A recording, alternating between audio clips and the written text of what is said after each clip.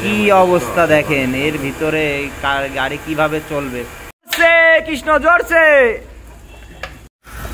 দে ডলা, ভালো ডল, এই বুলেট ভালো ডল। জিক্সার SF বাইকটা আসছে গোড়াই থেকে। তো বাইকটার কিছু প্রবলেম আছে, বাইকটা আমরা সার্ভিস করবো। দাদা সমস্যাটা কি আছে গাড়ির? প্রথমত সেলফে স্টার্ট নেয় না, তো সেলফে কথাই বলে একদম। আর যাও বাইকটা কিকে স্টার্ট দেয়, কিকে স্টার্ট দেয় কিন্তু অ্যাক্সিলেটর ধরলে গাড়ি বন্ধ হয়ে যায়, ছেড়ে দেয়, তাই তো? হ্যাঁ, কিকে স্টার্ট নেয় কিন্তু অ্যাক্সিলেটর ধরলে বন্ধ হয়ে যায়, ছেড়ে যায়, তাই তো? এছাড়া বাইকের আর কোনো বেসিক সমস্যা আছে? এমনি এখন না খুললে তো বোঝা যাবে না, চালাইতে পারবে যেহেতু বাইকটা। যাই হোক, বাইকটা অনেক পেইন দিচ্ছে ভাইকে, তো আমরা বাইকটা পুরাটা খুলবো, খুলে দেখবো যে কি কি সমস্যা আছে। আশা করি সাথেই থাকবেন, দেখানোর চেষ্টা করব কিভাবে সমাধান করি। তো বডি প্লাস্টিকগুলো আমরা আলাদা করে নিছি। তো বাইকের ভিতরের কন্ডিশনটা দেখি, যেহেতু বৃষ্টি হচ্ছে, অলরেডি পানি লাগছে, তো পুরা বাইকটা আমরা এইভাবে খুলে নেই, পুরা বডি পার্টসটা খুলে নিব। খুলে নিয়ে 3টা ওয়াশ মারবো। এছাড়া বডি প্লাস্টিক যেগুলো আছে, বডি প্লাস্টিকগুলো আলাদা করা আছে। প্রত্যেকটা পার্টস আমরা এইভাবে পার্ট বাই পার্ট খুলে নেই। তো এই পার্টসগুলো আমরা ওয়াশ দেবো, ওয়াশের পরে তারপরে আরও কী কী সার্ভিস পাবেন আমরা পুরোটাই দেখাবো, সাথে থাকবেন। যেসব জায়গা দিয়ে পানি ঢোকার সম্ভাবনা থাকে প্রত্যেকটা জায়গায় আমরা ভালো করে জুট দিয়ে দিই, টেপিং করে দেই। তো বাইকের ভিতরের অবস্থাগুলো দেখেন, নাট বোল্টের অবস্থা, সকারটা বাজে অবস্থায় আছে। তো পুরো বাইকটা আমরা আগে ওয়াশ করে নিব, এরপরে বাইকের কী কী প্রবলেম আছে আমরা সার্ভিসের সময় দেখাবো। ভালো করে আমরা লিকুইডটা মেরে নিব। হচ্ছে যে ময়লাগুলো দেখাইছিলাম বসা ছিল, ময়লাগুলো ভালো করে লিকুইড ঘন করে দিয়ে কিছুক্ষণ রেখে দিব, এরপরে আমরা ভালো করে ঘষে নিব। তো এই প্রত্যেকটা পার্টস কিন্তু এইভাবেই ক্লিন করব আমরা। এই ক্লিনটা করতে সময় লাগবে। ফোমটার লেভেলটা একটু বেশি মোটা করে আমরা দেই। ফোমটা আমরা ভালো করে দিয়ে নিলাম, এরপরে আমরা এটা ঘষে ক্লিন করব। দে ডলা, ভালো ডল, এই বুলেট ভালো ডল। তো 3জন মিলে লেগে গেছে। আজকে আমাদের কার্যক্রম একটু কমই আছে, যার জন্য 3জন একসাথেই একবারে পরিষ্কার করে উঠাচ্ছি। তো দেখতেই পাচ্ছেন লিকুইডের কালার পর্যন্ত চেঞ্জ হয়ে যাচ্ছে। কীভাবে ময়লাগুলো জমে থাকে, মেন হচ্ছে যে জমা ময়লাগুলো থাকে, এগুলো ওইভাবে বোঝা যায় না, আস্তে আস্তে কালারটা নষ্ট করে, চ্যাসিসে জং আসে এবং চ্যাসিসটা একটা পর্যায়ে মরিচা পড়তে নষ্ট হয়ে যায়। তো পুরো বাইকটা আমরা এইভাবে ক্লিন করব। তো এই ক্লিনটা প্রায় 1 থেকে 1.5 ঘন্টার মতন সময় লাগে। তো যারা দূর থেকে আসেন একটু হাতে সময় নিয়ে আসবেন, 7 থেকে 8 ঘন্টা সময় লাগে একটা সার্ভিসে। এই ওয়াশটায় প্রায় 1-1.5 ঘন্টা সময় লাগবে। তো দেখেন যে ময়লাগুলো বসে থাকে, এই ময়লাগুলো কিন্তু কখনোই হয়তো ওইভাবে বোঝা যায় না। তো এই লিকুইডটা দেওয়ার পরে ময়লাগুলো উঠে যায়। তো আমরা পুরো বাইকটা এইভাবে ক্লিন করবো, এছাড়া বডি পার্টসগুলো ক্লিন করব। তো এরপরে আমরা ভিতরে কি কি কাজ করব দেখাবো, সাথে থাকবেন। বডি প্লাস্টিকগুলো আমরা ভালো করে ক্লিন করে নিব। তো ভিডিওটা বেশি বড় করব না, মেন হচ্ছে ওয়াশের ভিডিওটা করতে হলে অনেক সময় লাগবে। তো পুরো বডি প্লাস্টিকগুলো প্রত্যেকটা পার্টস এইভাবে ভিতর সাইড বাইরের সাইড আমরা এইভাবে ক্লিন করব। তো এরপরে বাইকটা আমরা উপরে উঠাবো, উপরে উঠায় কী কী কাজ করবো এটা দেখাবো। কার্বোরেটরের পিস্টনটা দেখব। মেন হচ্ছে পিস্টনটা আটকানোর কারণে প্রবলেমটা হয়, হয়তো পিস্টনটা জাম আছে। পিস্টনের চেহারা তো ভালো, তাই না দাদা? পিস্টন নতুন লাগাইছে পরে। কার্বোরেটর পিস্টনটা মনে হয় চেঞ্জ করা, মানে এত ভালো থাকার কথা না। কার্বোরেটর পিস্টনটা নতুন দেখি। বডি সিলিন্ডারের সমস্যা, সিলিন্ডার পলিশ করলাম, বডিটা খাওয়া আছে না। তো মেন হচ্ছে পিস্টনটা অনেক সময় চেঞ্জ করলেও এই যে ভিতরে দেখতে পাচ্ছেন ওইখানে দেখেন কতটা স্পট আছে, এর জন্য আটকায় যাচ্ছে। তো আমরা এটা পালিশ করে দিলে হবে। তো এটা আমরা পালিশ করব, পালিশ করে দেখব কী অবস্থা হয়। এছাড়া কার্বোরেটরের নিচের সাইডটাও আমরা খুলে দেখব কি অবস্থা দেখেন, এর ভিতরে গাড়ি কিভাবে চলবে। ময়লা এবং পানিতে ভরা, দেখেন কি অবস্থা। তো বাইকটা ফার্স্টে দেখাইছিলাম যে মানে আটকায় পরে, এক্সেলেটার মারলেও ছেড়ে দেয় এবং অতিরিক্ত পরিমাণে গাড়িতে দম মারে। কারণটা হচ্ছে এইটা।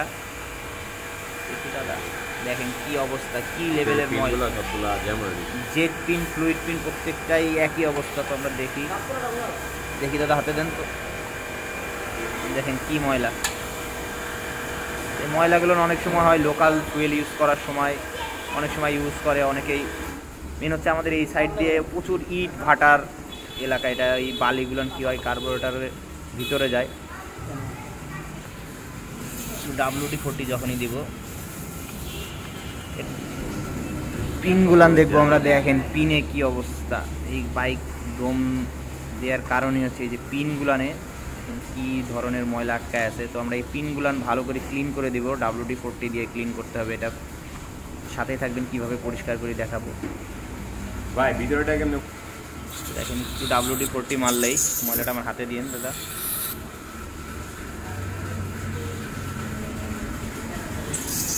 কার্বোরেটর যদি এত ময়লা থাকে তাহলে বাইক তো দম মারবে। দেখি তো পুরো বডিটা আমরা ক্লিন করে দিব। ভিতরে যত ময়লা থাকে WD-40 মারলেই ময়লাগুলো বের হয়ে আসবে।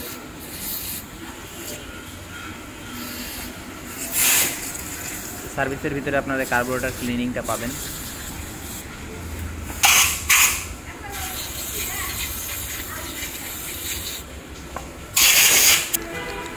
কার্বোরেটরের ভিতরটা আমরা ভালো করে আগে ক্লিন করে নিব।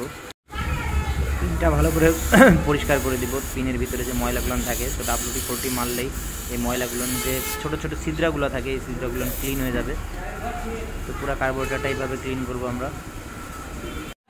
সিলিন্ডারের ভিতরে এই যে ভিতরে যেটা এখানে হচ্ছে স্পট পড়ছে, তো আমরা ভালো করে ঘষে নিচ্ছি। তো জিরো যে সিরিজ কাগজটা আছে হালকা একটু ঘষে নিয়ে আমরা লেভেল করে নিচ্ছি। লেভেল করে এটা ইনস্টল করে দিব। কার্বোরেটর মোটামুটি ওয়াশ কমপ্লিট। তো ওয়াশ করা কমপ্লিট হয়ে গেলে আমরা সেটিং করে দেব। তো বাইকের ওয়াশের কাজ কমপ্লিট। তো এখন আমরা ফিটিংয়ে যাব এবং আদার্স যে কাজগুলো দেখাবো। নাট বোল্টগুলো আমরা চুবাই রাখছি। তো এখন ভালো করে মুছে নিব, মুছে তারপরে ইনস্টল করব। ভালো করে চুবাই রাখলে হয় কি জংগুলো ছাড়াই যায়। তো জংগুলো এখন ছাড়াই গেলে আমরা ভালো করে মুছবো, মুছে তারপরে আবার ইনস্টল করে দিব বাইকে। বাইকের ওয়াশের কাজ কমপ্লিট। এখন আমরা ফিটিংয়ে যাচ্ছি। ফুয়েল ট্যাঙ্কিটা আমরা ক্লিন করব।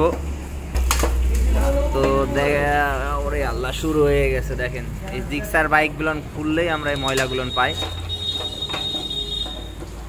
দেখি ফুয়েল সেন্সরটা অলরেডি বাতিল হয়ে গেছে, ফুয়েল সেন্সরে কাজ করে না। মেন হচ্ছে এই দেখেন এই জংটা যায়, এই জংটা যে এখানে এই যে ছুটে যায় এই মালটা হচ্ছে এই জংয়ে এই জিনিসটা নষ্ট করে দেয়। সেন্সরের যে ঝালাইটা থাকে ঝালাইটা জংয়ে নষ্ট করে দেয়। আর এখান থেকে দেখি দেখতে 1 কেজি হবে না কৃষ্ণ?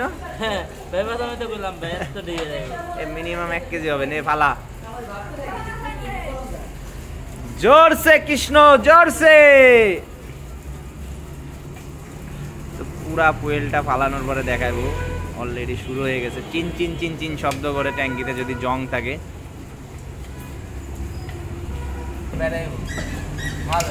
দেখি 1-1.5 কেজি হবে। তো পুরা ফুয়েলটা আমরা আরো 2-3 বার দিব উপরে। ভালো ফুয়েলটা দিয়ে ঝাঁকায় ঝাঁকায় যে জংগুলান আছে জংগুলান পুরোটা পরিষ্কার করব। তো যারা ফুয়েল ট্যাঙ্কি ক্লিন করেন না তাদের জন্য বলছি, অবশ্যই যদি জিক্সার এবং পালসার বাইক হয় ফুয়েল ট্যাঙ্কি কিন্তু ক্লিন করতে হবে। তো আমরা ফুয়েলটা আবার উপর থেকে দিব, দিয়ে 2-1টা ঝাঁকা দিব। তো এই দেখেন কতটা জং। এগুলো অনেকেই হয়তো বিশ্বাস করবেন না যে একটা ট্যাঙ্কি থেকে এইভাবে জং বেরোয়। তো যখনই ট্যাঙ্কির অবস্থা এরকম হবে অবশ্যই 8 থেকে 10,000 কিলোমিটার পর পর ফুয়েল ট্যাঙ্কিটা ক্লিন করবেন। এবং তো গ্রিপ সাইডে আমরা এটা ভালো করে ক্লিন করে দিব। গ্রিপ সাইডে এটা অনেক দিন ধরে বসে থাকলে ময়লাগুলো জমে যায়। তো এই ময়লাগুলো আগে ক্লিন করে দিব। তো অ্যান্টিরাশ ইউজ করি আমরা। গ্রিপের ভিতরে অনেক ময়লাগুলো থাকে, দেখতে পাচ্ছেন কি বের হচ্ছে। এই ময়লাগুলো আমরা ভালো করে ক্লিন করে দিই। তো চেষ্টা করি সার্ভিসের ভিতরে আমরা ছোট্ট ছোট্ট যে জিনিসগুলো আছে ছোট ছোট জিনিসগুলো ভালো করে ওয়াশ করার। ক্লিন করার পর আমরা এখানে ইঞ্জিন অয়েল দিয়ে দেবো। ইঞ্জিন অয়েল দিয়ে দিলে যথেষ্ট স্মুথ হয়ে যাবে। তো ইজি দেখতে পাচ্ছেন ইঞ্জিন অয়েলটা দেওয়ার পরে কতটা ফ্লেক্সিবল হয়ে যায়, এটা অনেকটা স্মুথ হয়ে যায়। ক্যাবেলগুলো আমরা ক্লিন করে দেবো। তো উপর দিয়ে WD-40 প্রেস করতেছি। তো দেখেন অলরেডি উপর দিয়ে কতটা কালি। তো আমরা কিছুক্ষণ প্রেস করার পরে নিচে যদি ময়লা থাকে তো ময়লাগুলো নিচে দিয়ে বেরোয় আসবে।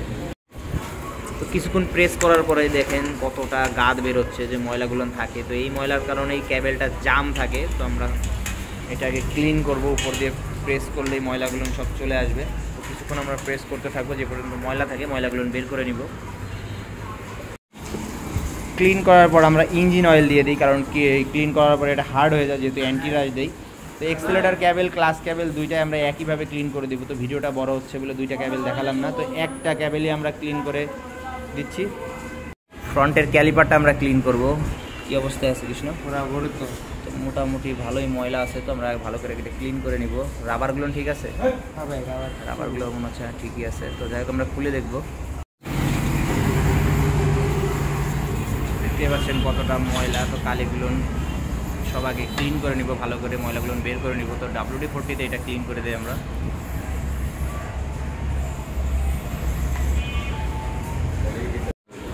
অ্যান্টিরাইজ দেওয়ার পরে ভালো করে মুছে নিতে হবে। অ্যান্টিরাইজ দেওয়ার পরে জুট দিয়ে আমরা প্রত্যেকটা জায়গা সুন্দর করে মুছে নেব। মুছে দিয়ে আমরা এখন গ্রিস করে দিব। মোটামুটি ক্লিন করা কমপ্লিট। এখন গ্রিস করে জাস্ট ফিটিং করে দিব। ব্রেক শুটা ভালো আছে, ব্রেক শুটা ঘষে আমরা জাস্ট ইনস্টল করে দেবো। তো ফ্রন্টের ক্যালিপার এবং রেয়ার ক্যালিপার দুইটা ক্যালিপারই আমরা ঠিক একইভাবে ক্লিন করে দিব। ব্রেক প্যাডটা ভালো আছে, তো আমরা ঘষা দিয়ে এটা আবার ইনস্টল করে দেবো। বেশ কিছুদিন চালাইতে পারবে, অনেক দিনই চালাইতে পারবে এটা এখনও। তো আমরা ফ্রন্টের ক্যালিপার এবং রেয়ার ক্যালিপার একইভাবে ক্লিন করে দিই, একইভাবে ইনস্টল করে দিই। তো ভিডিওটা বড় হয়ে যাবে, খামাখা আমি দুইটা একই জিনিস দুইবার দেখাচ্ছি না। তো সামনের ক্যালিপার এবং পিছনের ক্যালিপার ক্লিনিং পাবেন। ফর কয়েল সিল দুইটাই কাটা, তো ফর কয়েল সিল দুইটাই আমরা চেঞ্জ করে দিব। তো ভালো করে আগে ওয়াশ করে নিছি প্রত্যেকটা পার্টস, যেভাবে ময়লা ছিল ময়লাগুলো ভালো করে ক্লিন করে নিছি। সুন্দর করে ওয়াশ করার পরে আমরা এখন ফিটিং করে দিব। তো বাইকের কাজটা কমপ্লিট করা হয়েছে। তো ফার্স্টে একটা প্রবলেম ছিল বাইকে, পিক আপ ছেড়ে দিলে এমনি বন্ধ হয়ে যায়। তো এছাড়াও বাইকের মানে রেঞ্জ থাকতোই না। মেন হচ্ছে কার্বোরেটর এবং ফুয়েল ট্যাঙ্কিতে প্রচুর ময়লা ছিল। তো ময়লাগুলো ক্লিন করার পরে তো আলহামদুলিল্লাহ এখন সমস্যাটা ঠিক হয়েছে। এখন দেখা যাক 2-5 দিন চালানোর পরে বোঝা যাবে যে কী অবস্থা। মেন হচ্ছে বাইকের একবার কার্বোরেটর পিস্টনটাও চেঞ্জ করা হয়েছে। তো কার্বোরেটরে যে ঝামেলাগুলো ছিল কাজ করা হয়েছে। এখন দেখা যাবে 2-5 দিন চালানোর পরে তো বাইকের কাজ কমপ্লিট। যারা সার্ভিস করাতে আসতে চান অবশ্যই একদিন আগে যোগাযোগ করে আসবেন। ভালো থাকবেন সবাই।